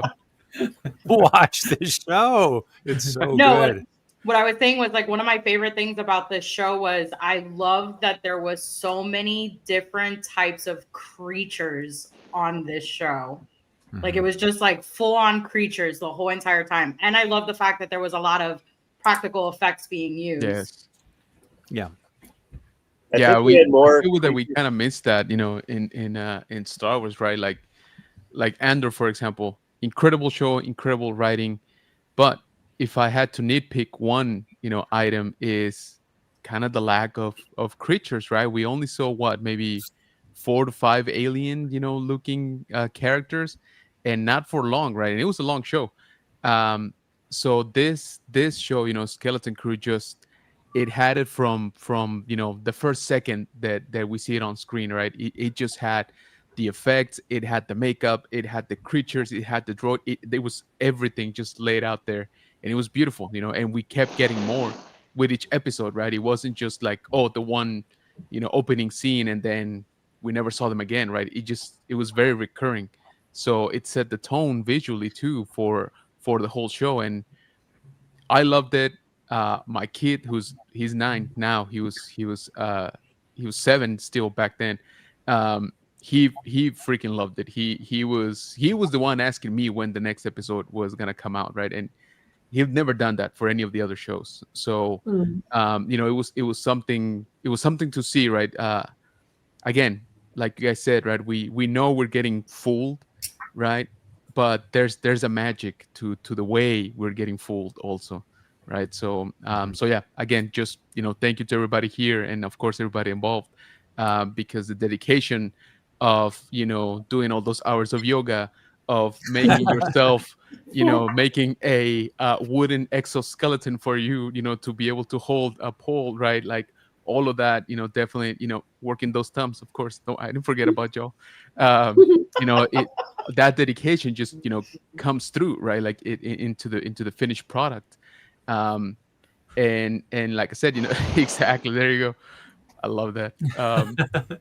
If you could do this, I'd be very impressed. No, I just looking at it, and my brain is like, I don't know what he's doing. I gotta do it really slow. Yeah, exactly. Yes, actually, you have to do it really slow. Oh snap! There you go. That's a pro right there. Rick, I did have to ask you, out of Jurassic Park, Men in Black, and Star Wars, what were your favorites? If you had to pick out of the three.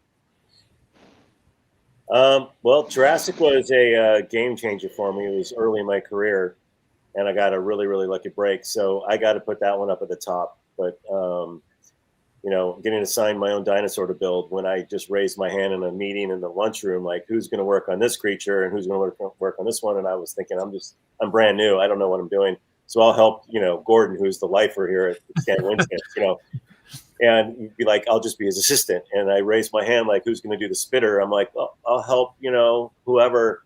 And they go, okay, Rick's doing the spitter. And they go on, and who's going to do this one? And I'm like, wait a minute, there was nobody else. Are you kidding me? I mean, it was that fast. And, you know, it was like Alan Scott, who was the co-owner of Legacy. He got put on the baby Triceratops. And so he got his own dinosaur. Unfortunately, that got cut. But it was terrifying. But that was a highlight for sure. But Star Wars is also, like I said, it was 10 years old when that came out. And I didn't have any of the toys, any of the things. My friends had them all. And so I loved that whole thing. It really inspired me. That and Alien were the reasons I got into this industry. That's awesome. So, and I've got to work on both of those franchises. So I've been really lucky. Hey, Rick, thank you, man. That's actually a reason why I kind of got into this stuff anyways. Jurassic Park, I broke the VHS when I was a kid. Oh, wow. I watched it so many times, man. Appreciate man. That's great. Yeah.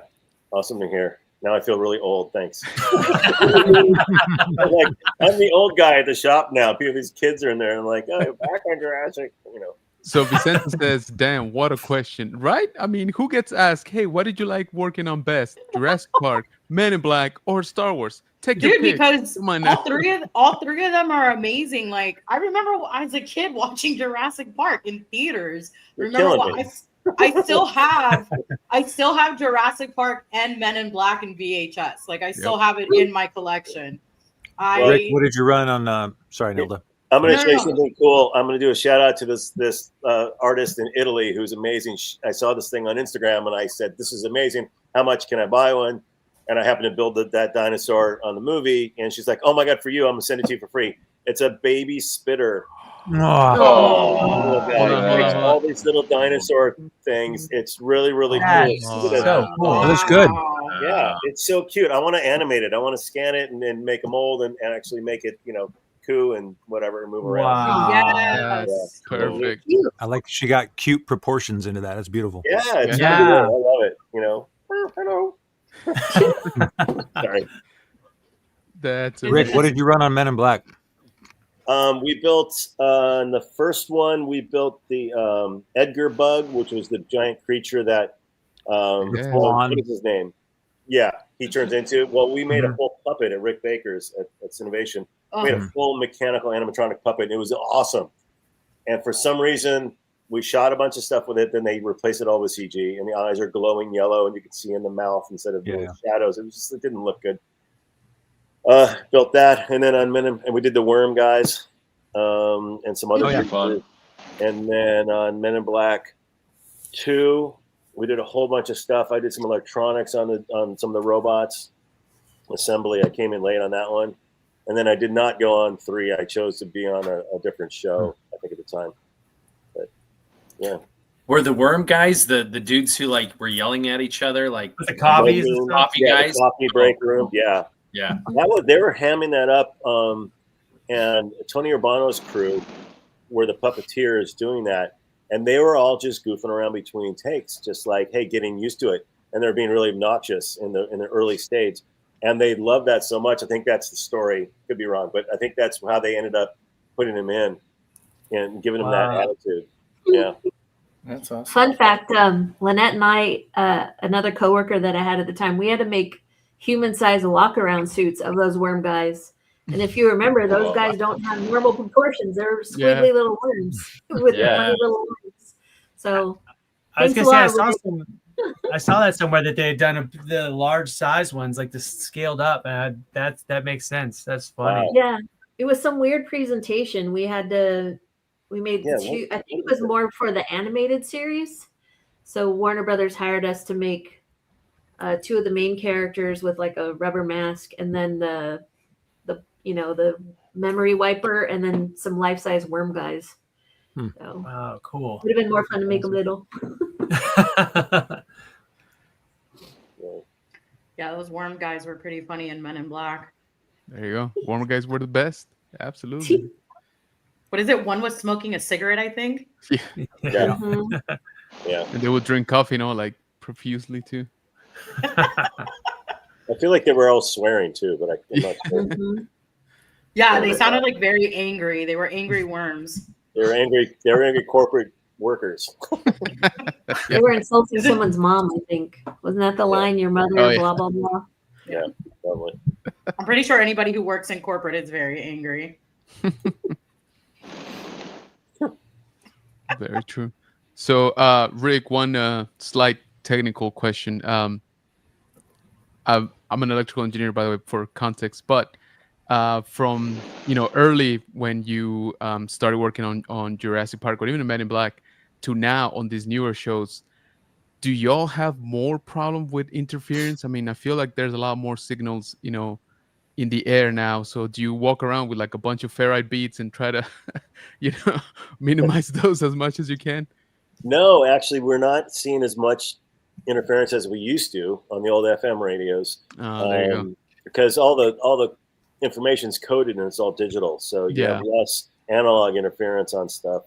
If the interference is there at all, the noise is on the line, you're still getting strong digital signals that blow through that. Yeah. And the numbers, the packets, the values that are getting through come through unscathed because the little variances and voltages from the interference isn't going to do too much. Minimal. Yeah. There are some collisions. We get stepped on and we step on the camera sometimes. There's always a problem. The sound guys like, hey, wait a minute, the camera guys, they come over with their analyzer, spectrum analyzer. I go, turn on your radios where you see the spike on your frequency. And then everything's fine. And then right in the middle of a shot, something goes wrong. And like, oh, it happened again. But no one can find these things.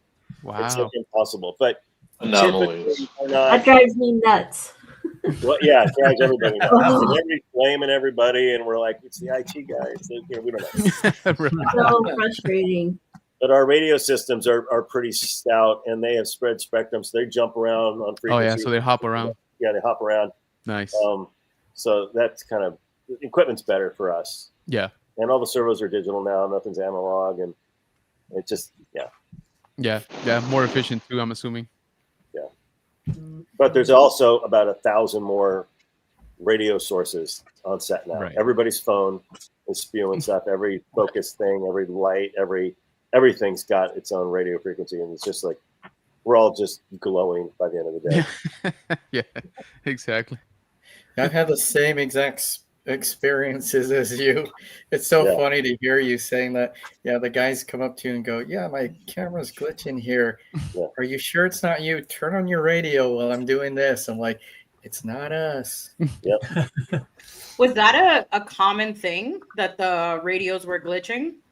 No, not on. I didn't experience it on any of the sets that I've worked on for Skeleton Crew or the MBS side or Manhattan Beach Studios side.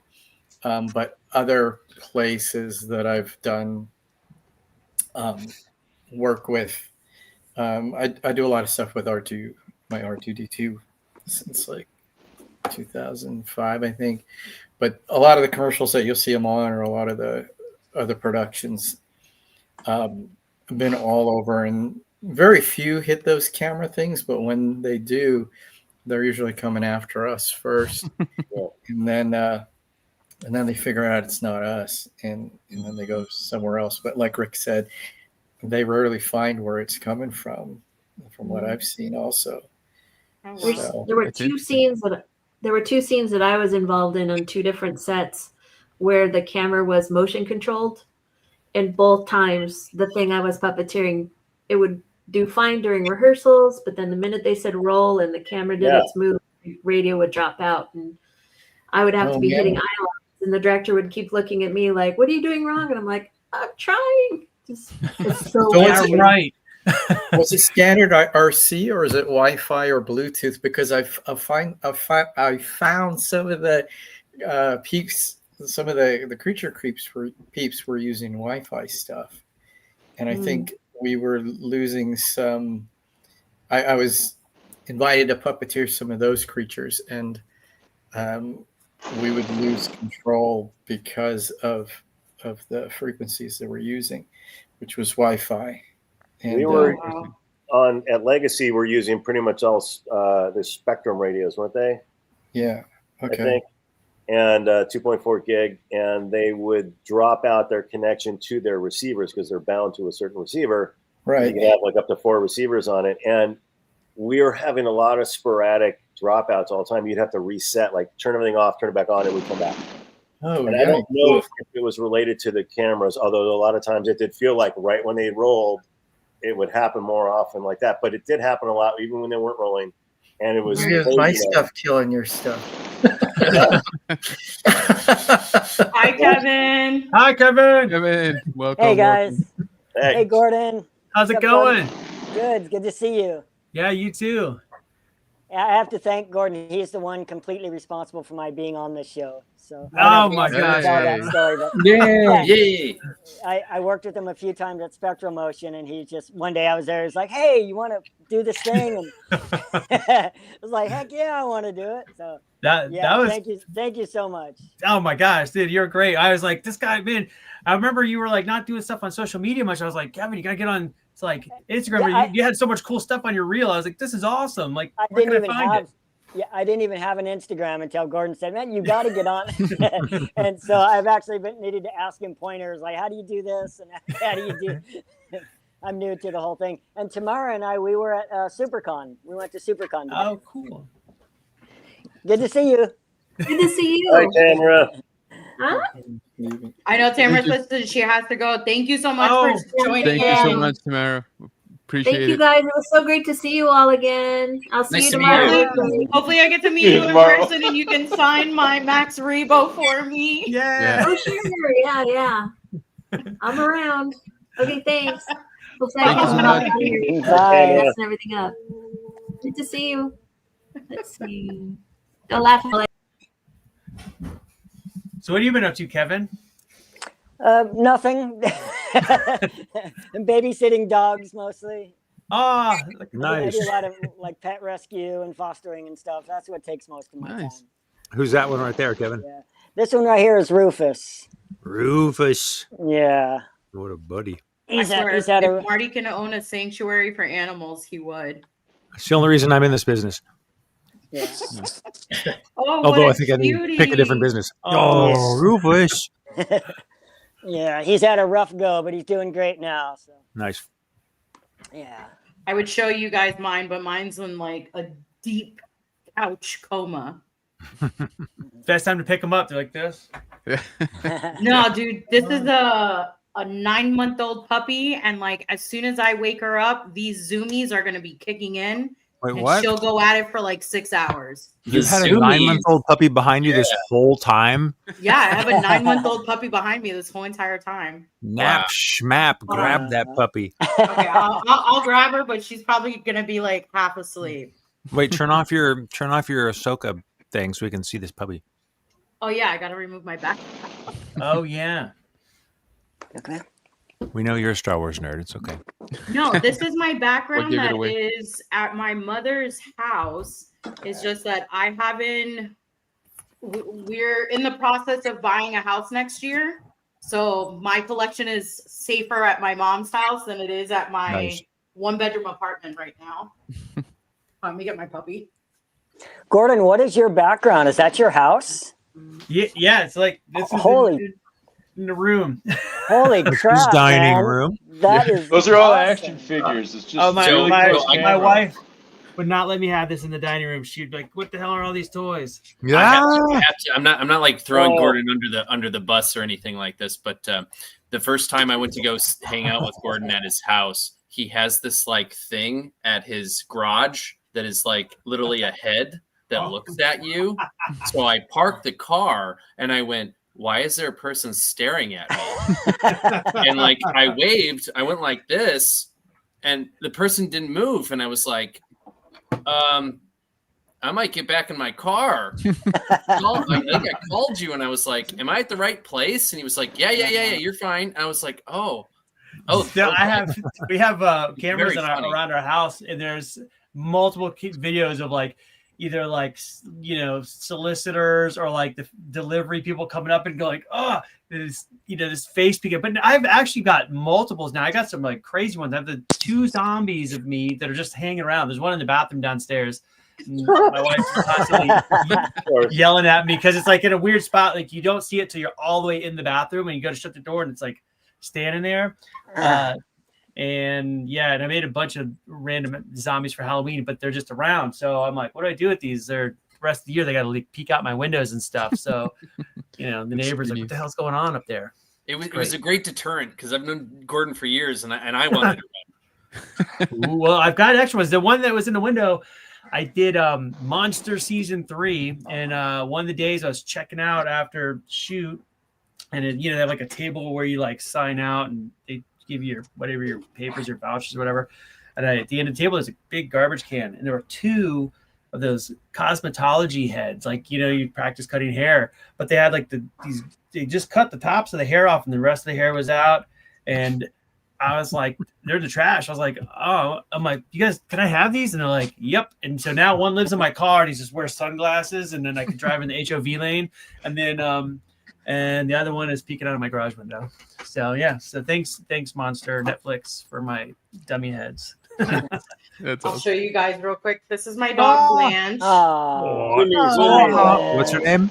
Hello, Blanche. Blanche. So we're fans of the Golden Girls. I was gonna say Golden Girls. Yeah.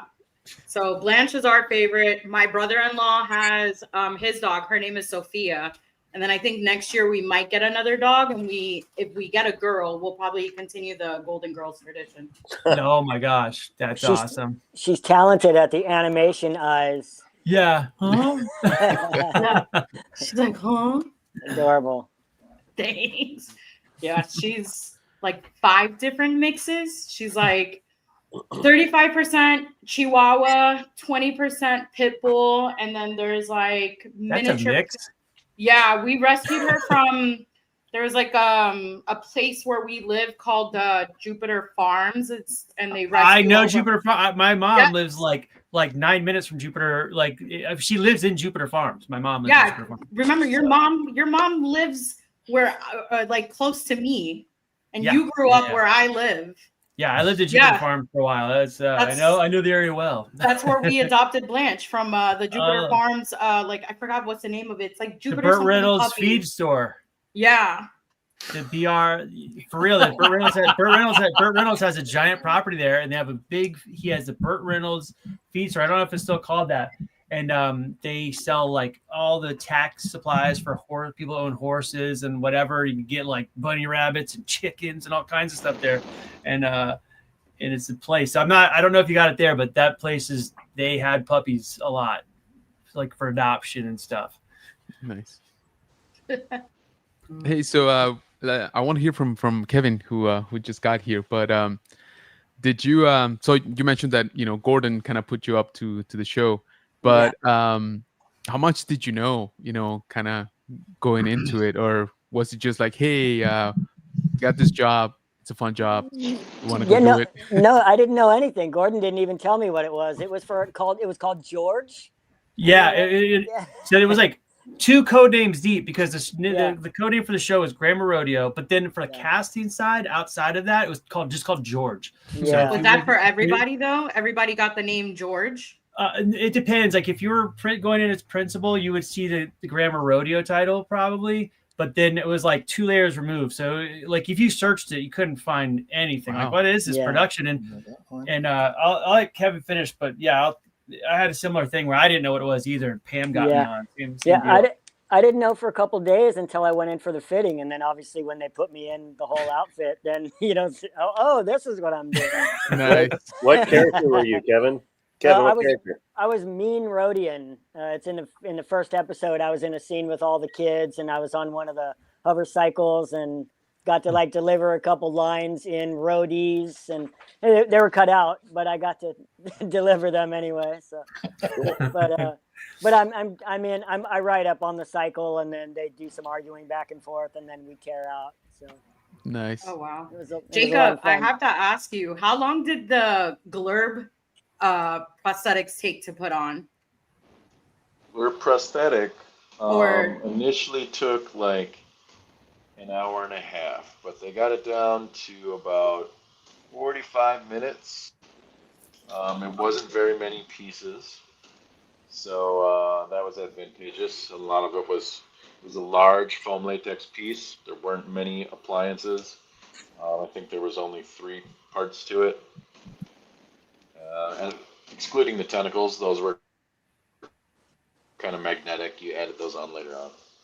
Oh wow. Yeah, 45 minutes was a turnaround on that. Pretty good. I remember earlier you guys were talking about like, the kids had to, could only film like certain amount of hours, and then they would have like the adults, who could look like kids play their scenes.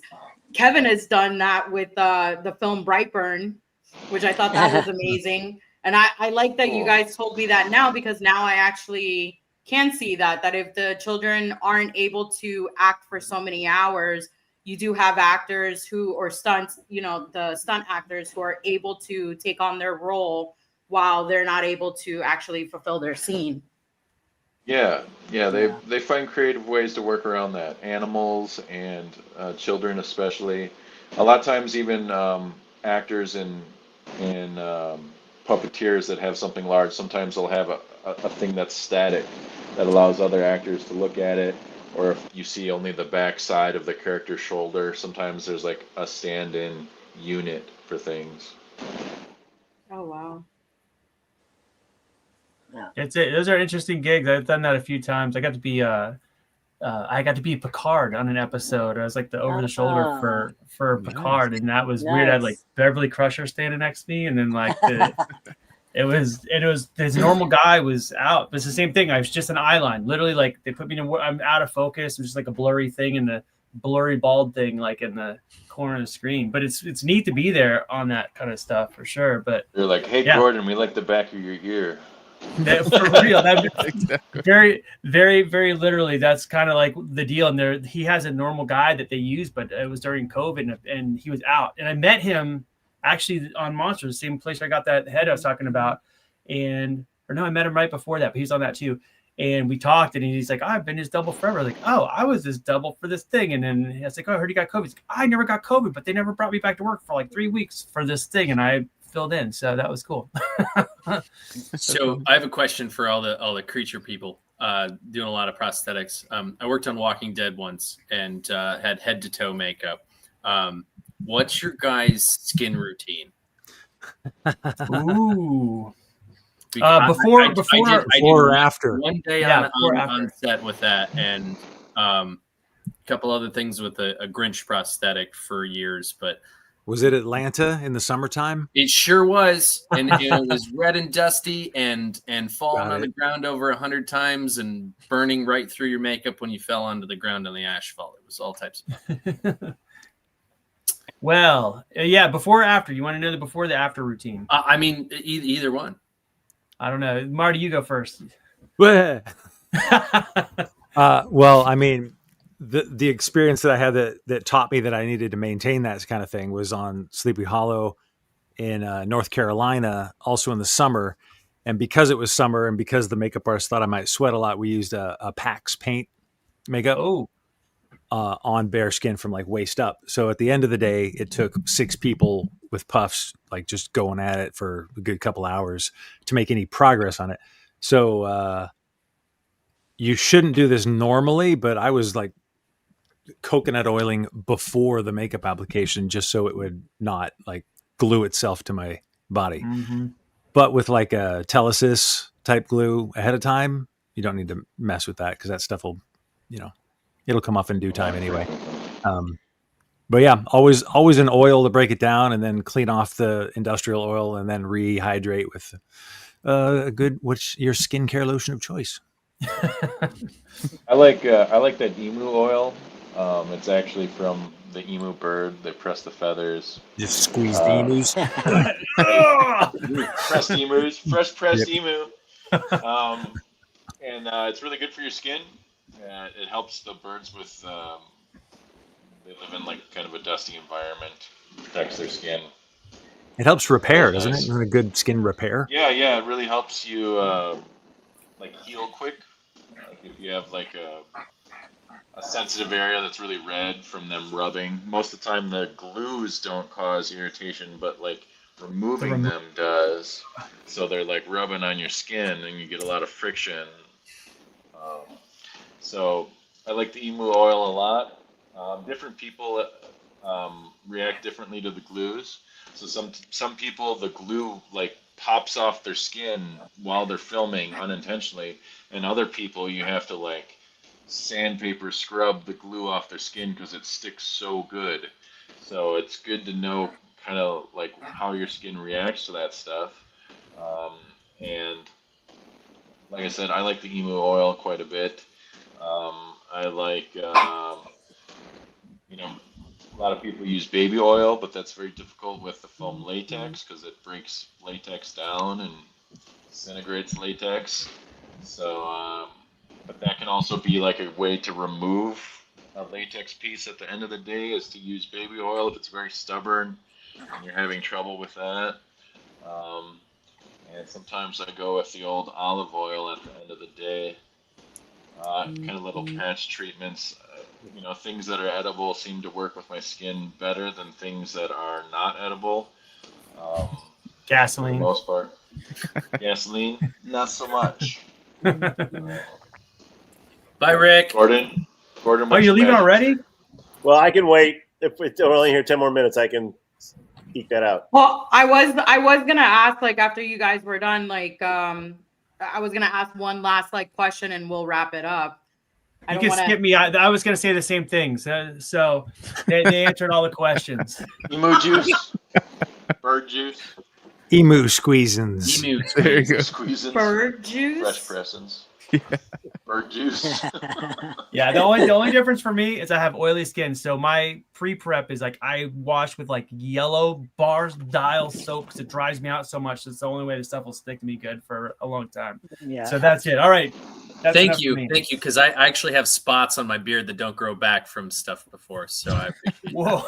My thumbs are really sore. You just There you say that here on the radio. Yeah, my thumbs and beard parts, it's a thing.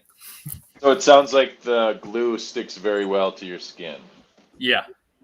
Yeah, so Little too his well. if hair. you go to play a character again, the first time you get in the makeup, it's good to let the artist know that my skin, the Pros-Aid, which is the water-based glue, adhesive glue, it's kind of like what's on the back of Band-Aids. It's kind of what they use to glue makeups on.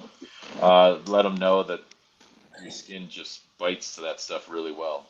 Yeah. I How use- did it stick out I there? was Whoa. thinking to your head story. What Long does Rick time ago, have? in another shop, they're looking for someone with a nice arm to make a mold for this commercial, and they picked me. And then they came over and Vaselined all the hair on my arm, which is considerably hairy, and used that purple body double or something, and they greased it up, and both arms fully encased in it. They did the molds. God. Then they went to pull it off, and it had grabbed the hair and anchored. And it was like, every time you did that, it was pulling out 8 or 9 hairs at a time and did the whole. I mean, it was the most painful thing I've ever been through. Then the first piece of foam they ran in the arms wasn't enough foam. They didn't fill it up enough, so it kind of collapsed and made it sort of a useless hand. Oh wow. Except here, zoom in on this. It pulled every hair back out of the silicone. What? Oh my god. Even the knuckle hairs are in the exact same spot. Wow. And it was just like That's nuts. It was the most painful thing. That's not me. by That's the a way. lot of that's a lot of hair. That Oh, is Were yeah. you like were you like Steve Carell in the 40-year-old version where you're like Yeah, the actually, hairs that's are where they ripping got off? that idea. Yeah, and I went through and ripped every hair, every single hair. My arm was baby smooth by the end of it. But God, preserve that forever. yeah, it was just like it's so gross, but it's very soft. You know, it's like 20-year-old hair. Yeah. When they pulled the prosthetic off my face that time, it took beard hair right off the side. Oh, Yeah. Oh my god. Yeah. always shave. I didn't actually feel it. I was so sweaty when it happened. It was just really quick. And I remember looking down when I was driving later and going, "That's kind of sticky and it's kind of bloody." Okay. Yikes. Yep. Yeah. Well, I always try to shave before anything gets glued down. If I knew they're Oh no, gluing I was something fully down- shaved. I was fully shaved. There's no way I could have had any hair on my face regardless. There's Wait, just any, it did that any- with while you were shaved, clean? It yeah, still pulled clean your skin shaved. off? Clean shaved and it ripped off skin. Yep. Wow. Yeah. Wow. Well, I did want to ask because I know we're gonna wrap up in a bit. If there is anything that you guys can take away, or what was one of your best experiences ever in Skeleton Crew, if you're able to even speak about Oh, it, Skeleton Crew. Yeah. what would it be? Oh my gosh. I'm ready. We're talking about puppies. For Your me, puppy's really cute. I like puppies. For Yeah. me, the first day on set, which was our rehearsal day, we came in. I was running behind. I was on a Star Trek show in Canada and trying to design and build Neil at the same time. And he wasn't done yet. We got to set and operated him. Didn't have a whole lot of features functioning, but everything was built in there. And then stayed up almost the entire night to get back the next day for the first day of shooting with the full finished puppet. And I was operating the trunk, and I wanted to make him very expressive with it. So it was a tentacle mechanism, and he could be like, blah, blah, blah, blah, blah. And he would do this movement with his trunk to look like he was speaking because the mouth was hidden. And, oh,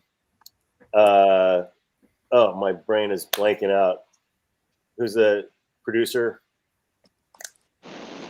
Well, they would say, or the Chris. director would, what? It was Chris and Yeah, Chris. And he would say, less trunk. Every time, like Less every trunk. day. Less Like, trunk. no, more trunk. It can do so much, and then less. let trunk. me have my moment.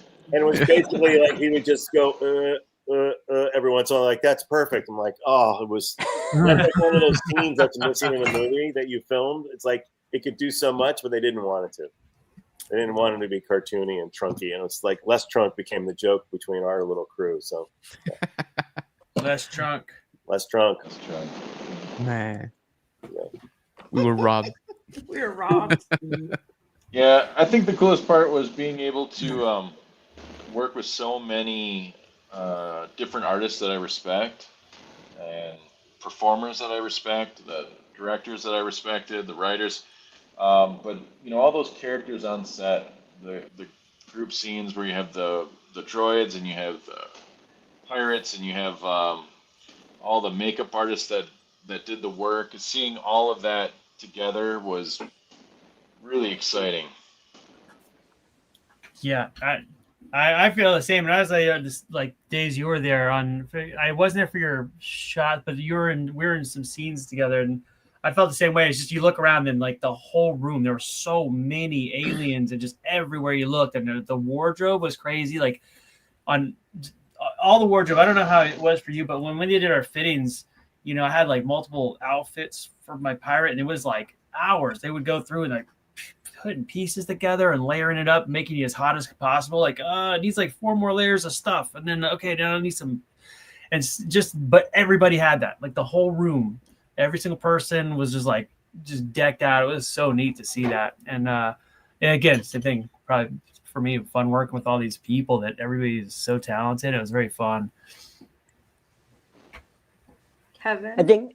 I think my favorite part was getting to ride the school bus with Rex, the RX robot. Because I used to work at Disneyland, and I watched Star Tours like 5-6 times a day before and after work. I'd get to work and I'd watch it, and then I'd get off work and I'd go watch it. And so to sit there and, you know, to see Rex You know, I don't know if you guys obviously remember Oh, Rex, but so working on the school bus, you know, we were out for hours sitting on the school bus. It was just so surreal to be like, holy crap, that's Rex right there. So that, for me, that's the part I went home. But I would told all my friends, I met Rex. That's perfect. Kevin, we kind of felt the same way. Yeah. What's the question, Nilda? Wait, what dog do you like the most? Puppies. Puppies. Coolest That's thing. the only way coolest to keep thing about Marty the experience? entertained. Just bring him a whole bunch of puppies. Yeah.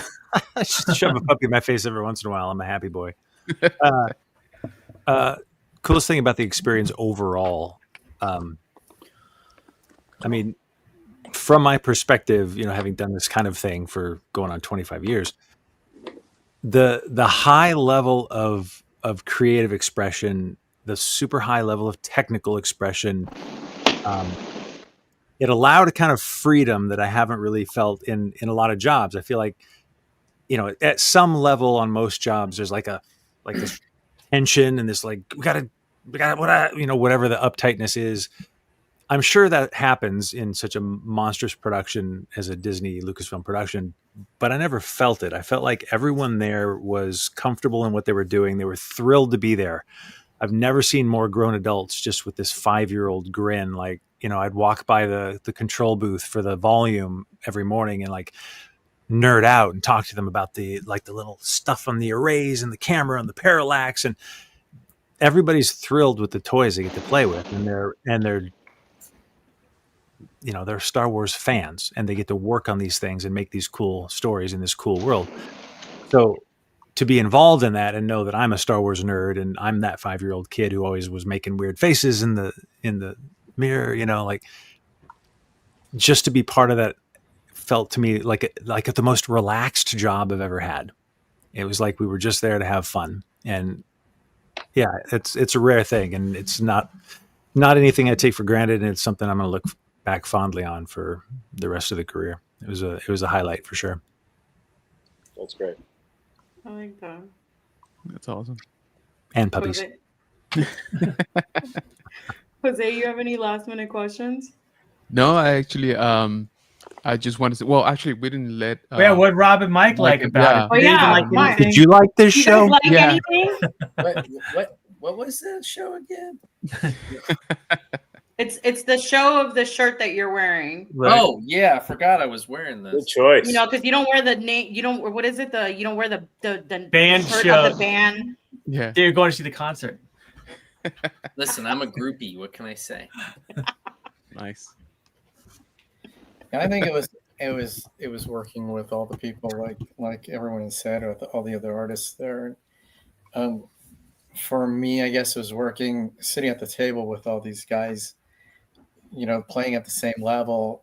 They were my coworkers, and I would have never imagined to be in that kind of situation. I never took it for granted, and I was always serious there. But you just sit and you're kind of wondering what you're doing there, but in the same regard, you know what you're doing there.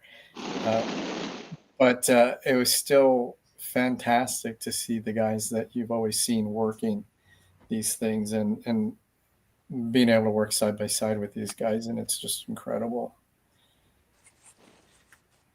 I think for me, the coolest part, again, it's Star Wars. How cool is that? But I mean, I get to work with my friends. That was one of the coolest things for me. I've known Mike for a long time, and I've known Gordon for a long time. And being able to meet some of you guys throughout some of this stuff is super cool. But the best day of work is when it doesn't feel like work. And that's kind of what it felt like. It felt like you were doing the job, but you were also, you know, you're having a good time doing it. I'll never look at bubblegum the same way. That's awesome. And also, just as a note, I've been on a lot of sets with like some very, very like, you know, famous, good, amazing actors. But Jude Law was so freaking good. Just how I saw him look at a script one time like this. It was this long. This is how long it was.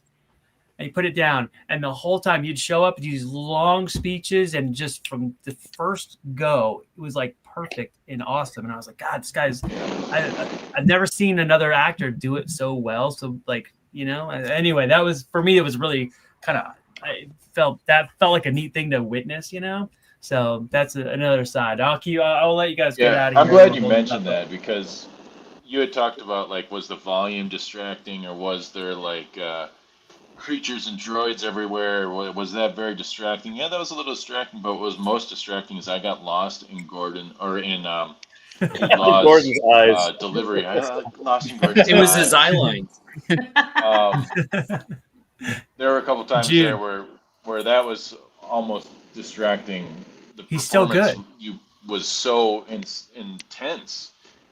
He squeezed so much more juice out of there than what I read on the couple of pages of script that I got.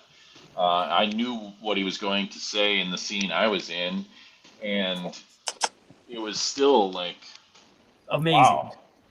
And his bad takes were like incredible and could have been a keeper. And then he would just make it better. Like, oh my gosh, how's it going to get better than this? And he would make it better. Yeah, oh my gosh. Dude, calm down. It was like a master class. That's why I said I'm gonna try to see if I can go on, like, what is it, petition.org, and start a petition. Season 2. And try to Season see. 2. Yep. Yeah, we need season 2.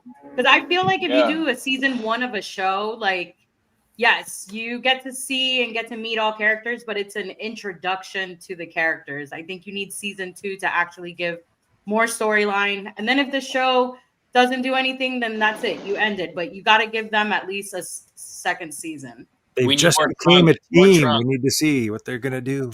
What about the college years? You also have to or the Golden Crew. The Golden Crew. Characters from other properties and other shows. I think the Pirates, the kids and the Pirates, this new planet that was kind of rediscovered. All of that can be peppered into all the other storylines very fluidly. And I'd love to see other characters come into the Skeleton Crew world that we're familiar with in Star Wars. Absolutely. So there you go. Vicente summed it up. We need a couple of petitions. So we need season 2, a backstory for the Pirates, and we need those deleted scenes for Christmas. Sure. So yeah. And everybody needs to have their own Black Series or TVC figures. Yeah. Yep. Toys. Well. Absolutely. But guys, so as we start wrapping up here, first of all, thank you once again, for taking the time, hanging out here with us, hanging out with our people here in the chat.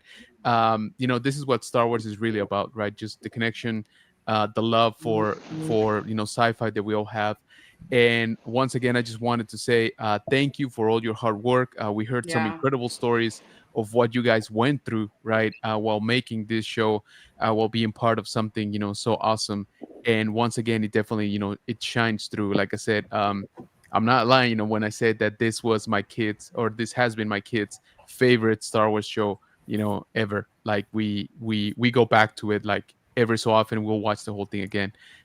He was glued, every week, just waiting for the new episode to drop. And so I want to personally thank you for that, because, that allowed me to connect over something that I love very deeply, right? Star Wars, and with him, right? So I don't know that any other show, particularly would have allowed me to do so to that extent. So once again, thank you from myself. Thank you from everybody here in the chat for all your time, all your stories. Again, just for being here exactly 1 year after we got the premiere, right? So that worked out beautifully. We'll chalk it up to the Force. It was the will of the Force that we will be here, sitting together chatting about it. But yeah, that's all I can say. Again, thank you. Thank you for your time. Thank you for your stories, and thank you for being so awesome. Thanks for having us. Thank you. Thanks for making it happen. Appreciate all of you being part of the group chat with me, and us sitting there chatting away, and me having different side conversations with everyone. I appreciate all you guys so much, and the ones that I haven't met in person, I hope to meet you guys soon. I'll be coming to California probably next year. I'm going to try to come to the Lucas Museum So if I do, I definitely need to meet up with you guys and just say hi. Yep. Cool. That can happen. Nice to meet all you Alright, guys. Sounds like an in-person Meet you reunion. guys too. then. Take care. guys. Right. Good to see you, See you Gordon. guys. Nice to meet all the You rest too. of you. We Let's go Thank fly you all. drones sometime, Gordon. Puppies. Oh, Oh, yeah. yeah. Yeah. Got That's me the way into to close. drones. Yeah, That's the exactly. way to close it. Well, All guys, right, thank you so signing much for out. tuning in. We appreciate everything, and may the force be with you. Oh, and may Always. the force also be with you. Bye. Bye, guys. Bye.